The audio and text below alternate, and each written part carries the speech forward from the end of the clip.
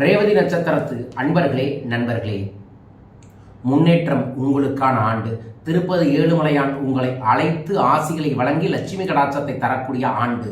ஓம் நமோ நாராயண என்கின்ற மந்திரத்தையும் தொடர்ந்து ஒவ்வொரு புதன்கிழமையும் திருப்பதி ஏழுமலையான் நினைத்து வீட்டுக்கருகில் இருக்கக்கூடிய பெருமாள் கோயிலுக்கு சென்று வருவதும் நன்மை உங்களுக்கு கிடைக்கும். நம்ம குபேரபீடத்தில் கிடைக்கக்கூடிய ராஜவசிய மையை தொடர்ந்து பயன்படுத்தி வாருங்கள். எல்லா விதங்களிலும் வெற்றிகள் உங்களுக்கு உண்டு. முயற்சியில் வெற்றியாகும். பணப்புழக்கங்கள் அபரிதமாக இருக்கும். சனி சஞ்சாரம் புதிய சொத்து வாங்க வைப்பார். ஒரு சிலரை விற்கவும் வைப்பார். வேண்டுதலை நிறைவேற்ற வைப்பார்.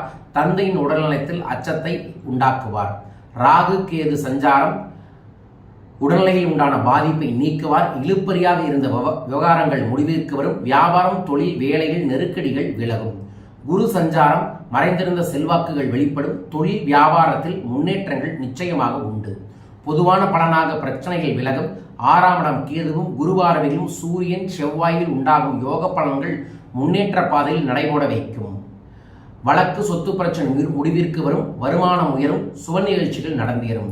புதிய தொழில் தொடங்க முயற்சிகள் வெற்றியாகும். பணியாளர்களின் ஒத்துழைப்புகள் உங்களுக்கு கிடைக்கும்.